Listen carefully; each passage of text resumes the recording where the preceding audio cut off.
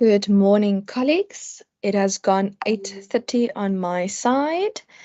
My name is Deirdre Bartman, and I welcome you to the Budget Committee today.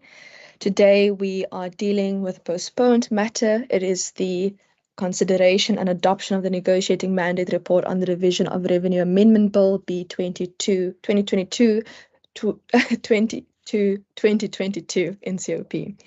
And we will then consider and adopt draft committee minutes for the 17th of November 2022. We have received one submission from Member Mackenzie, which Member Mackenzie will take us through, and I'll also ask for other views on the respective bill. And the feedback that we have received from legal regarding the public wage amount is that because it is matters gazetted in accordance with section 6 subsection 4, 7 subsection 3, 8 subsection 4 and or 15 of the Division of Revenue Act 2022 and does not form part of the Division of Revenue Amendment Bill 2022 as referred to the committee, it is not necessary to consider it as part of this bill. But what I will do, colleagues, is I will just allow legal just to give us some clarity on that matter for us. Firstly, I would just ask that everyone just introduce themselves.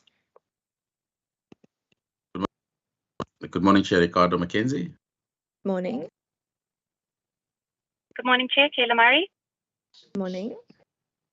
Khalil Barangkes. Morning. Morning, Nomin Kondlo. Morning. I don't see any other members online. Are there any apologies? No, Chairperson. Okay, I've also not received any. Okay, with that, I'm first going to ask Andre Leroux if he can just take us through that. We already know that the conditional grants is something that does not need to be considered as part of the bill. And we have now received feedback that the public wages is being tabled in terms of contingencies that was tabled and gazetted on the 3rd of November. And because it then does not form part of this particular bill. Mr. Leroux? Chairperson, thank you. I think you've said most of it already, but I'll speak to some of the issues, and then if there are questions. It's my understanding that on the issue of the conditional grants for municipalities, that the committee is satisfied with that I don't need to speak to that issue. Is that correct? That is my understanding, yes. We were unsure regarding the equitable share part because this is not something we've dealt with before. Chair, I'll maybe yes, I'll maybe mention the issue of the errors in the conditional grant allocations. When I looked at section 15 of the Division of Revenue Act, I just want to mention, I think the committee was quite taken aback when it was expected to approve those corrections, etc. And I think that is quite understandable because I think it's quite clear from the Act that request should not have been made to the committee, and that was not the correct procedure, but that it should have been made to national parliament. So I think I maybe just wanted to mention that because I heard from the recording that rightly so, I think the committee was quite taken aback that it was suddenly expected to approve these corrections. I don't think that should have happened. Then specifically on, and as I said, Chairperson, I think you've spoken to that already on the issue of the public sector wage increase. I carefully looked at the Division of Revenue Act and the Appropriation Act. So this is expenditure that has been approved by the Minister as unforeseeable expenditure. In terms of Section 6 of the Appropriation Act, which is an exception to, I think the members would know this, to the usual process for appropriations, which is approved by Parliament. So these are exceptional circumstances where the Minister may approve expenditure. And as has already been mentioned now, that has been given effect to through Section 6 of the Division of Revenue Act. Which essentially provides that, and I'll read it, if any expenditure from contingencies is approved in terms of Section 6 of the Appropriation Act, which happened here, to increase the equitable share of provinces or municipalities, the National Treasury must increase the equitable share per province or per municipality by notice in the Gazette. We received an email on Friday from National Treasury showing that increase in the equitable share has been gazetted on the 3rd of November. So I think the important and simple point here is that the increase in the equitable share has been given effect through the Division of Revenue Act and the Gazette, and that it's not given effect through this amendment that's before the committee. So it's already been given effect through the Gazette and the Division of Revenue Act. So long story short, that is not an issue that's before the committee in terms of this particular amendment bill. Maybe also here I can just mention that in terms of the Appropriation Act Section 6, also those kinds of expenditures should not have been referred to the Budget Committee, Section 6 of the Appropriation Act, for its comments or inputs. That's also referred to national parliamentary committees. I think there was quite a bit of confusion on what was expected of the Budget Committee on last week, Thursday, where the committee was asked to comment on things that should have been referred to Parliament. Chairperson, unless there are any questions, I think that more or less confirmed what you've already said. Thank you. Thank you. I will open up for some short questions just in case members require clarity, Mr. Leroux. But I just want to say thank you because when the matters were tabled before us on Friday, it was matters that the committee had never seen before. So I really appreciate the quick work from your side and the WCVP legal side in order to assist us in this. Colleagues, any questions to Mr. Leroux before we put our views? Nothing, Chair. I'm covered. Okay. Okay, then no problem. We have received one written submission. And then what I'll do is after the written submission, I'll also open up for oral submissions. So Member Mackenzie, since you sent in yours on time before 8 o'clock, you can go first. Thank you. Thank you, Chairperson. I think thank you for Mr. Leroux for the clarification. I think all of us were taken aback because it was the first time this was presented to the Budget Committee. And my first point I'd like to make is, obviously one appreciate there was no additional, not appreciate, we hear what they said around no additional allocations for the provincial equity share to provinces except to KZN. Apologies, Member Mackenzie. Apologies. I just, Ms. Kamish Ahmed, can you please put Member Mackenzie's submission up on the screen just so that we can see where he's at during the submission? Can I ask you just to go to my last page or page 23, because everything in that report that I've written is literally cut and paste from the budget. So nothing has changed. I didn't change any numbers. That's fine. Let's just then go through those. So let's just show what the numbers are. Go to page 1. Let's start at the top. So we can just confirm that it is then copy and paste. Page 1. No, that's not page 1. Okay, can you just make it a little bit bigger for me, please, Ms. Kamish Ahmed? And then, yeah, there we go. Okay, so that is just the bill name, the process of the MTBPS, and the allocated amount to provinces. Okay, that is the respective, that's respective PS and main budget matters and percentages. Okay, let's go down. Okay, that's main budget matters, main budget matters. This is copy and paste. Then I'm assuming Member Mackenzie. Yep, everything. Okay, let's go down.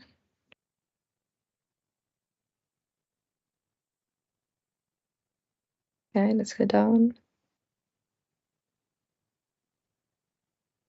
Okay, that's this allocations to municipalities. You can go down.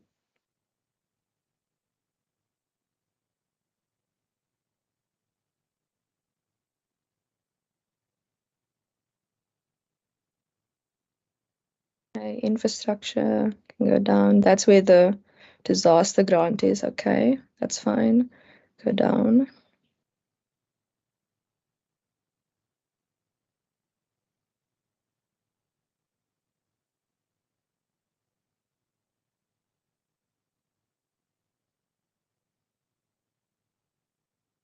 Okay, allocations in kind.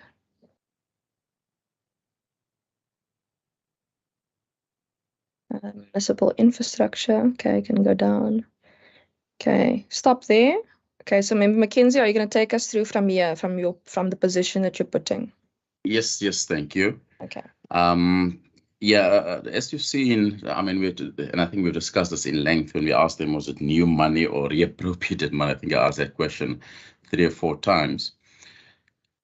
I mean, there's 0 additional allocations. I mean, we've seen that, except in KwaZulu-Natal. I mean, it's difficult under tough circumstances. The money related to the wage bill is something that is constant. It's something that I will deal with in my last point. We've seen the grants that were given to the Cape Winelands, the Overberg districts.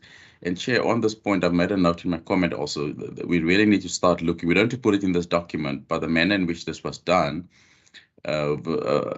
district municipality, and I don't know where that input was given from provincial level or municipal level, because if you allocate funding, surely you don't have to, after budget was done, then they discover such a massive mistake.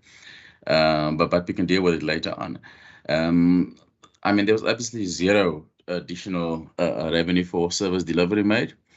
And, that we've seen the year-on-year inflation. We've seen petrol prices. I don't need to speak in detail about that. I mean, we've seen the cost of living going up. We've seen the water, electricity has gone up. We've seen literally all of these things on a daily basis. So it is difficult when all these costs go up for governments to function. And I've personally got a big issue with this. And, you know, and when you lose funding, particularly last week, Monday, I was in the Mitchells Plain Hospital board meeting, and you see more and more patients, but you get less and less funding over the medium term. That means hospitals are going to overfill, and many of us, all members, are going to be frustrated seeing hospital beds filling up. But the problem starts here. The problem starts with the allocation of funding, and that is how you solve the problem, not moving patients from one hospital to another. So I've got a serious problem with that. And if you go further down on the screen, Chair,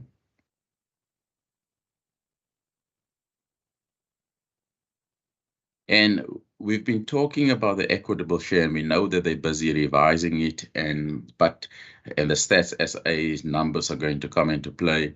But at the moment, and I'm using the practical example, the Mitchells Plain Hospital board meeting last week, Monday, nurses are battling with increased patient numbers, but you don't get more funding for more nurses, for upgrading of facilities. It's having a massive implication on the staff members, on the mental health on the staff members. So this is something that I'm particularly concerned about, because it's have a problem. It's a day-to-day, everyday problem in our communities. What we've seen also is that Treasury, and I've asked this question also when they allocated the money to the provinces on disaster management, what is the process? What do they do? Who submit that problem? Who looks at this to say that the Eastern Cape can get money for bridges? I remember specifically after this question to Limpopo, but other provinces can't. So I don't think there's great innovation in Treasury. I mean, almost there's a standard template National Treasury use every year to see how they can, allocate grants, redistribute, and new grants. But we have new challenges in this country. We have this electricity. Yes, yesterday all of us got a notice. We're going to be at stage 4 or stage 5 in this week. It is difficult when the grants team at Treasury don't look at new technologies, look at new energies, look at the as they call it, the Internet of Things. Like I said, they work off the same template for since 2001, since the PFMA came into place. So it's very difficult for them, for you to start looking at, are they re-looking at how the economy has changed when they allocate grants. So there's no long-term solutions to this. There's no long-term solutions from Treasury to our current unemployment crisis. And I think that is just a great concern to me, something that they need to look at. If you look at the billions, and I raised this point when I was on SAFM, or listened to SFM driving to work last week, Friday morning. The Premier of the province was on there, and he was talking about investment. It's a great initiatives that he has.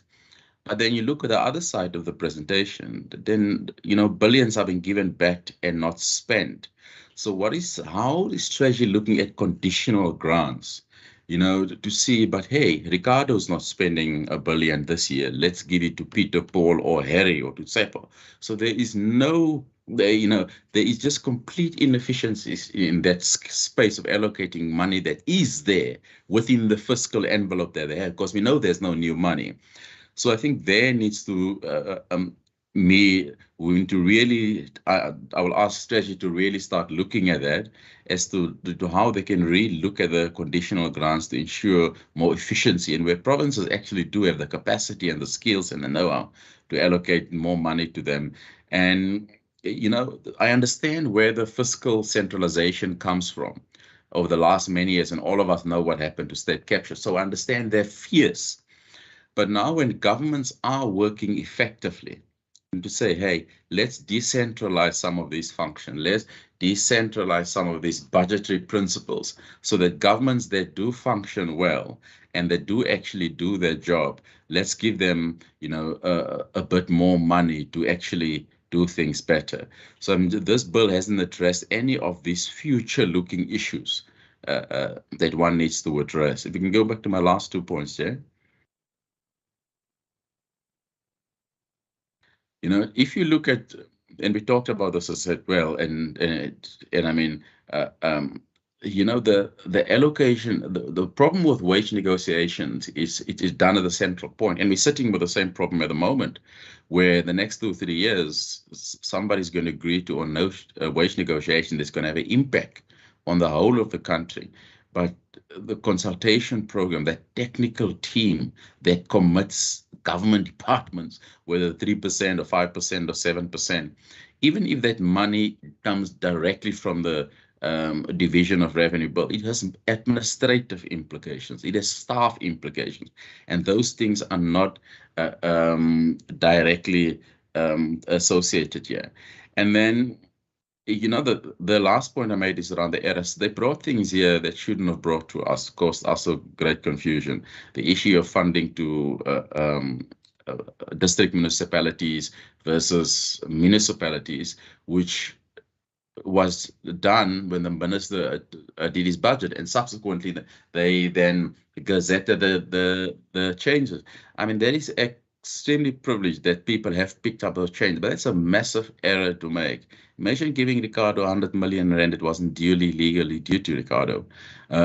What implication this would have done. So I think on that basis and some of the concerns that I've raised, I really cannot at this moment support the current division of revenue in this form. That is my views. Thank you.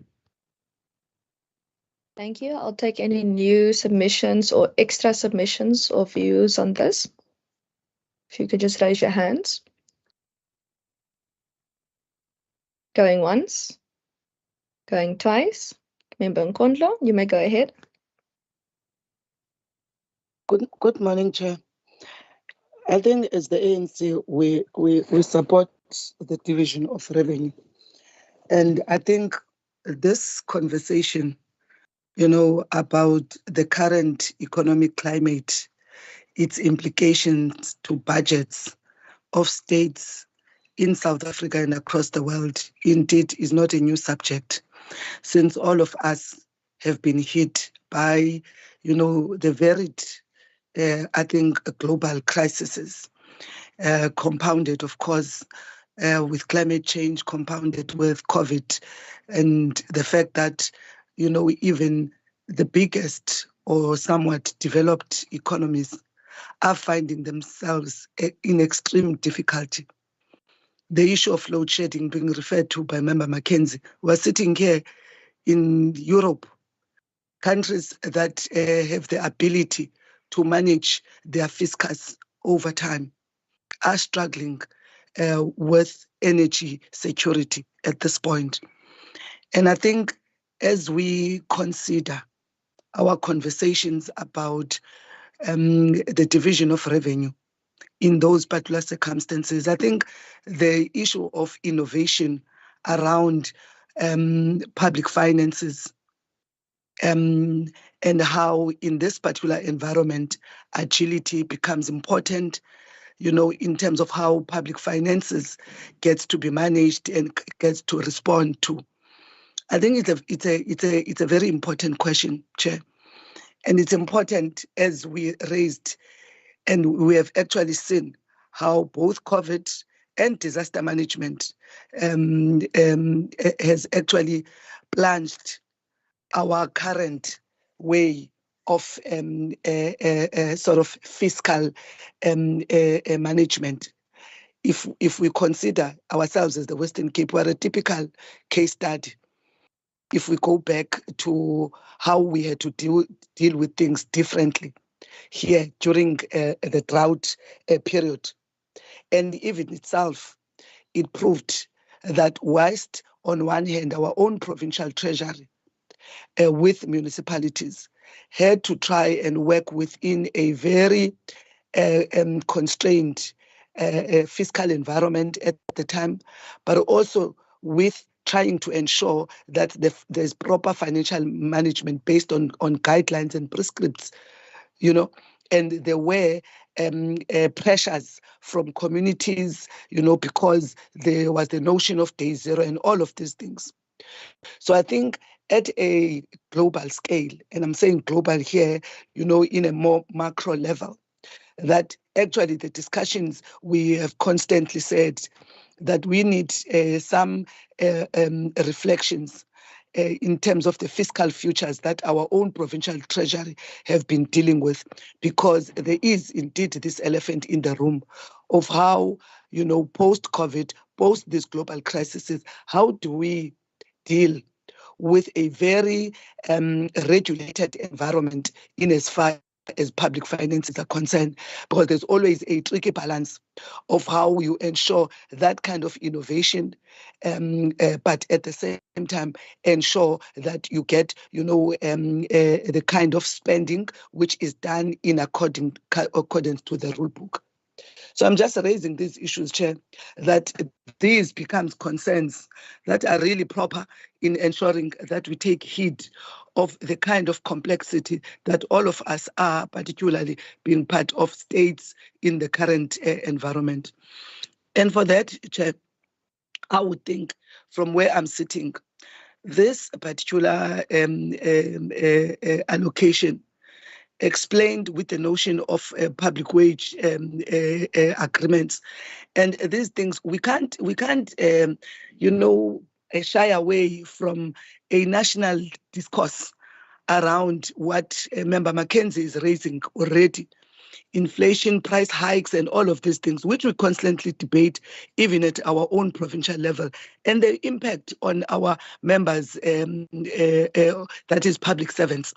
And the reality thereof is that whether the conversation is about the place where these discussions are taking place, which is at national level, but the reality which we see on a daily basis, where public servants are taking it to the streets to raise their own challenges of impact of inflation and the current wages or packages, even beyond just a wage, of what comes into their own pockets as members of the public service. Those things can't be ignored, and therefore the wage increment that then is allocated to ensure that whatever are the pressures, even in this provincial government, such is taken into consideration. Because if it was not going to be there, surely the provincial government would have to find itself in some kind of a mayhem.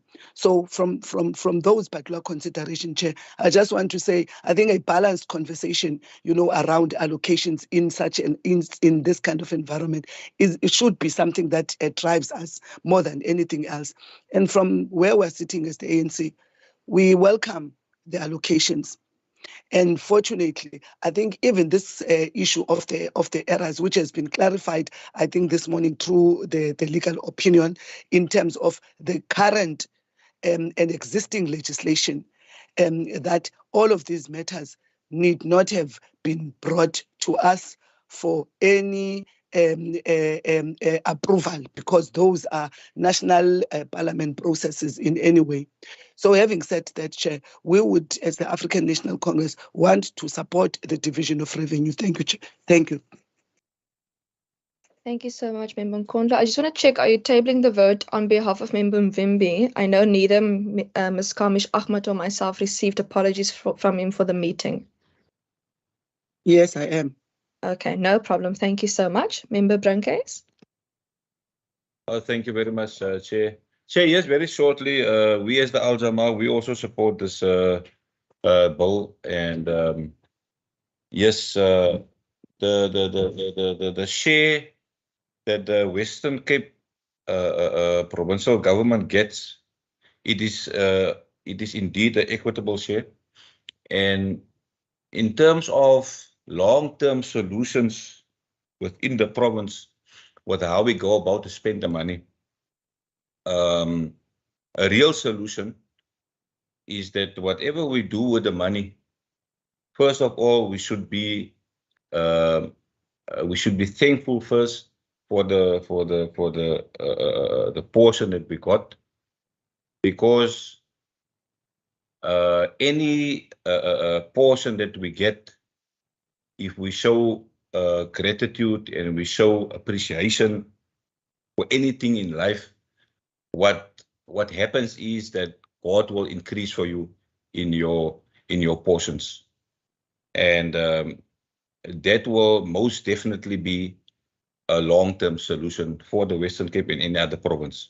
Whatever portion they get, let us show appreciation, let us show gratitude, and in that way, with our allotted portion, we should go we should go the far extent in serving our province, to the best of our abilities.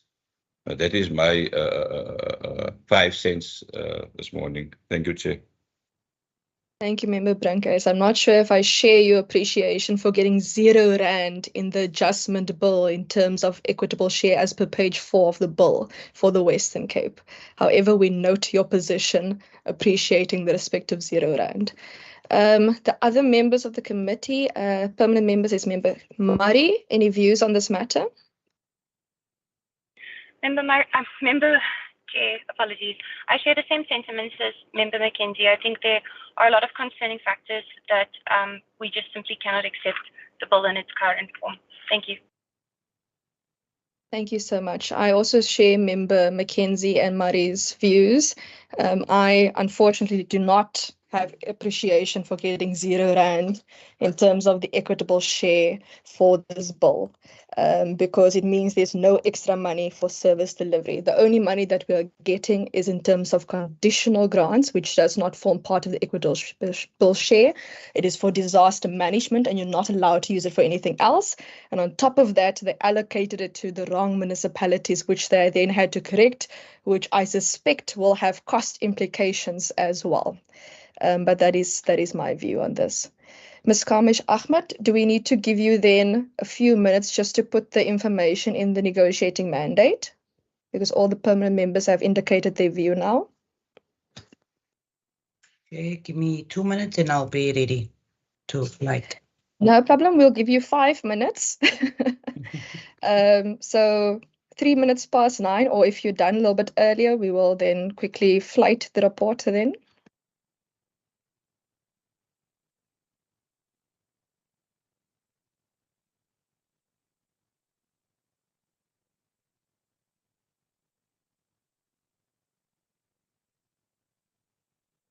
Okay, I'm not sure if you can see.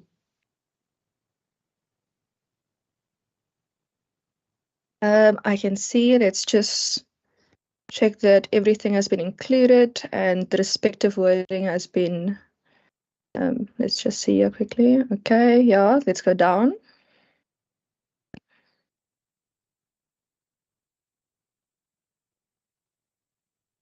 Okay, we can go down. Sorry, let's just quickly go up to that little red line. Sorry, let's just see there. Oh no, that's just the abbreviation for department. Okay, that's fine. Okay, that's Ilima Letsema. That's the names of the municipalities. Okay, let's just check for the spelling. Okay.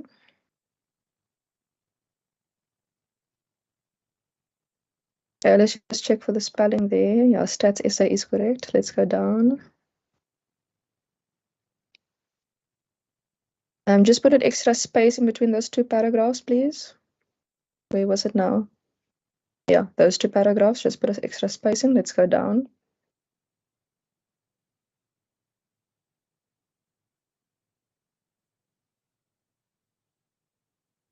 Yeah, that doesn't need correction because the Word document doesn't pick up the S and the Z in ours. So at the bottom, just at the bottom, okay, the minority view must just be included, yes. And did we, I think maybe we need to put in a sentence, do we need to put in a sentence at the end to say extra that this does not support? Oh no, you did in the last paragraph. Maybe just highlight that in bold.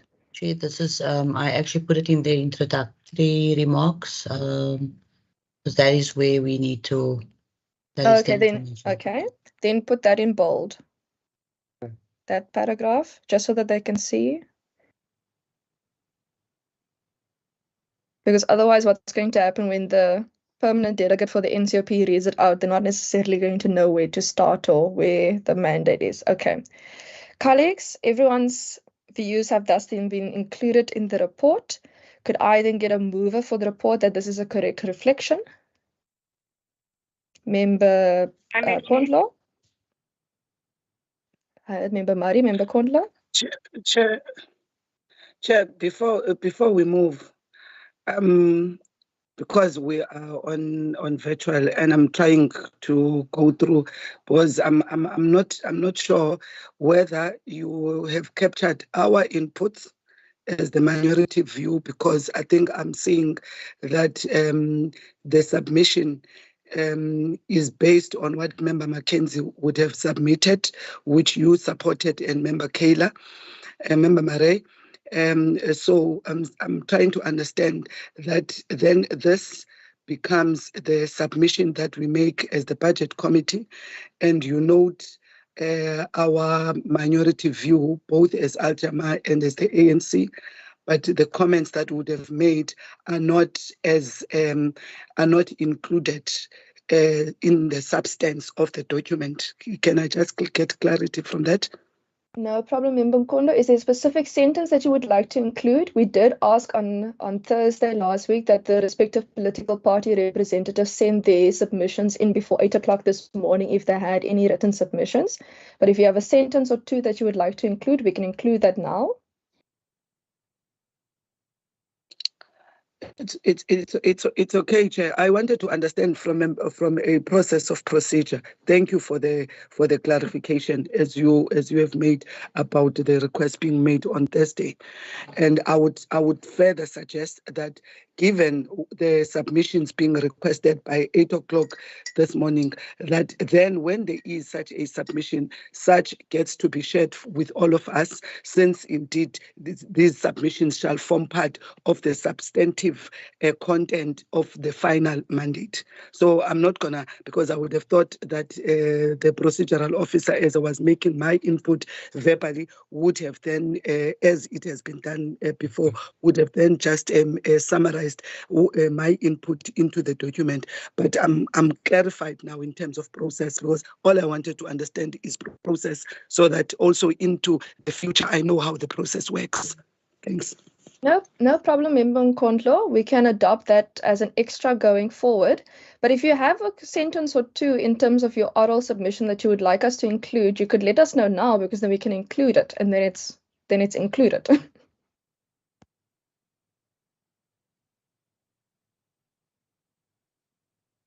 Okay. I saw Member Brinkhuis's hand, I think. No, it was not Member Brinkhuis.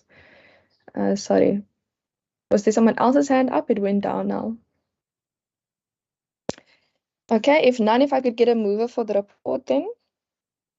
Member Murray. I move, Chair. Thank you. If I could get a seconder for the report. A second, Chair.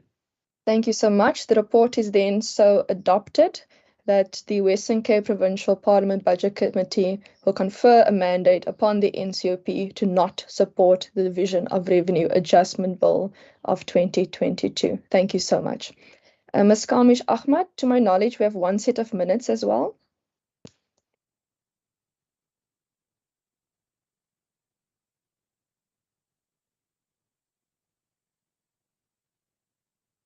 Thank you so much. If I can just check the attendance and we can go down.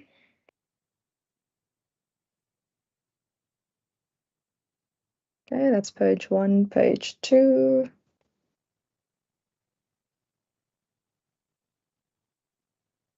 Perfect. Oh, by the way, my father is Mr. D. Bartman, but I am Ms. MS.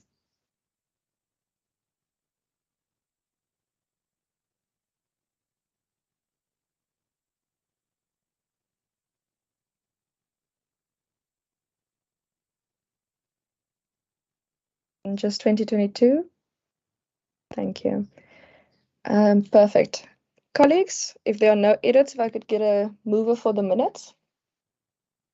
I move, Chair. Thank you, Member Mackenzie. If I could get a seconder for the minutes. I second, Chair. Thank you, Member Murray. With that, all the documents for today have been adopted. The DORA mandate will be ATC'd accordingly for the NCOP meeting this afternoon. Colleagues, I wish to thank you so much for being able to schedule this meeting this morning. I know it was quite an uncertain time last week when new matters were tabled before us, and I really appreciate the members making themselves available for this meeting this morning. I hope you have a lovely day further. The meeting's adjourned. Thank you, Chair.